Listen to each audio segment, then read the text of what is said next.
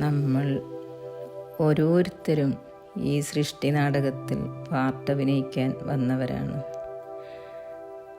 അത് മറന്ന് പോയി ഞാൻ ആരാണ് എന്നാണ് മറന്നത്. ഈ ശരീരമാണോ നിങ്ങൾ? അല്ല, ശരീരം വസ്ത്രമാണ്. ശരീരത്തിന് ഒരച്ഛനുണ്ട് അല്ലേ? അതുപോലെ നമ്മുടെ ഉള്ളിലുള്ള ചൈതന്യശക്തിയായ ആത്മാവിനും ഒരു പിതാവുണ്ട്. ആ പിതാവാണ് പരമാത്മാവ്. ആ അച്ഛനെ മറന്നുപോയതാണ് ഇന്ന് നമ്മളെല്ലാവരും ദുഃഖിതരാവാൻ കാരണം. ശരീരം വിനാശി ആണോ? വിനാശിയാണ്. ശരീരം നശിച്ചു പോകും. അത് ജഡമാണ്. ആത്മാവ് ചൈതന്യമാണ്. അതുകൊണ്ടല്ലേ ശരീരം വിട്ടു പോകുമ്പോൾ നമ്മൾ വിളക്ക് കത്തിച്ച് വെക്കുന്നുണ്ടല്ലേ? അതെന്തുകൊണ്ടാണ്? ശരീരത്തിലെ ചൈതന്യശക്തി പോയിക്കഴിഞ്ഞാൽ ശരീരം ജഡമായില്ലേ? അത് ഓർമ്മിക്കുന്നതിന് ഉള്ളിലുള്ള ശക്തി എന്താണ്? പ്രകാശശക്തിയാണ്. മനസ്സും ബുദ്ധിയും കൂടിയതാണ് നമ്മുടെ ആത്മാവ്. അതാണ് നമ്മുടെ ശരീരത്തിൽ നിന്ന് പോകുന്നത്. ആ പ്രകാശം ശരീരത്തിൽ നിന്ന് നഷ്ടപ്പെടുമ്പോൾ കണ്ണടഞ്ഞു പോകുന്നു. കണ്ണിലേക്കൂടെയാണ് ഈ പ്രകാശം പുറത്തേക്ക് വരുന്നത്. ആ പരമാത്മാവ്, നമ്മുടെ ആത്മാവിൻ്റെ പിതാവ് പരമാത്മാവാണ്.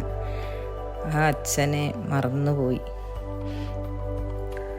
അച്ഛൻ നല്ല കുട്ടികളെയാണ് ഈ സൃഷ്ടിയിലേക്ക് പറഞ്ഞു വിട്ടത്. കുട്ടികൾ ഈ സൃഷ്ടിയിൽ വന്ന് മനുഷ്യജന്മം എടുത്തെടുത്ത് ബോധമില്ലാത്ത അവസ്ഥയിലേക്ക് പോയി. അപ്പോൾ നമുക്ക് തിരിച്ചു പോകണമെങ്കിൽ അച്ഛൻ്റെ അടുത്തേക്ക് പോകുമ്പോൾ നല്ല കുട്ടികളായിട്ട് തിരിച്ചു പോകണം. പാട്ട് അഭിനയിക്കാൻ വന്ന നമ്മൾ ഗംഭീരമായിട്ട് പാട്ട് അഭിനയിച്ച് തീർത്തു. അപ്പോൾ ആ സംവിധായകനെ മറന്നുപോയി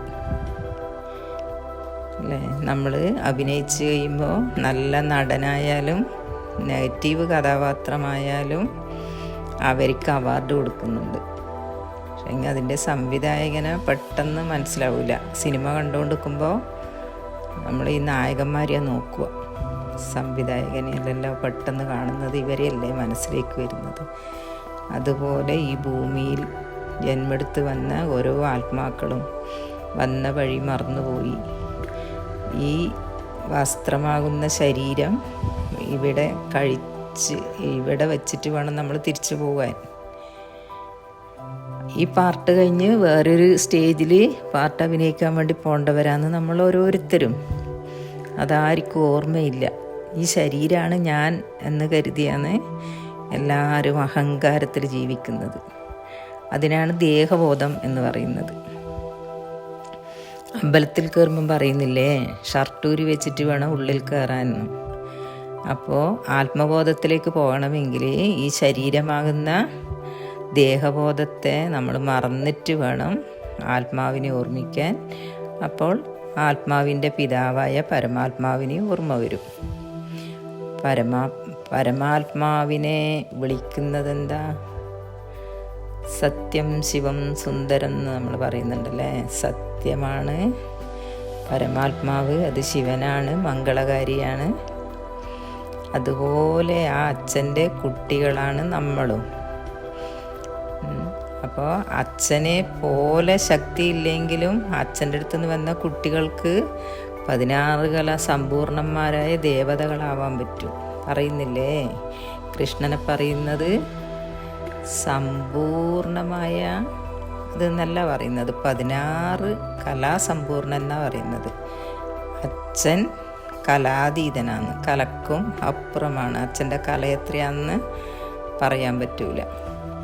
അപ്പോൾ അതുപോലെ കുട്ടികൾ നമ്പർ വാർ കുട്ടികളാണ്. എല്ലാവർക്കും അതുപോലെയുള്ള ഒരു ശക്തി, ദേവാത്മാക്കളുടെ ശക്തി ഓരോരുത്തർക്കും കിട്ടിയിട്ടുണ്ട്. അത് മറന്നുപോയി എല്ലാവരും.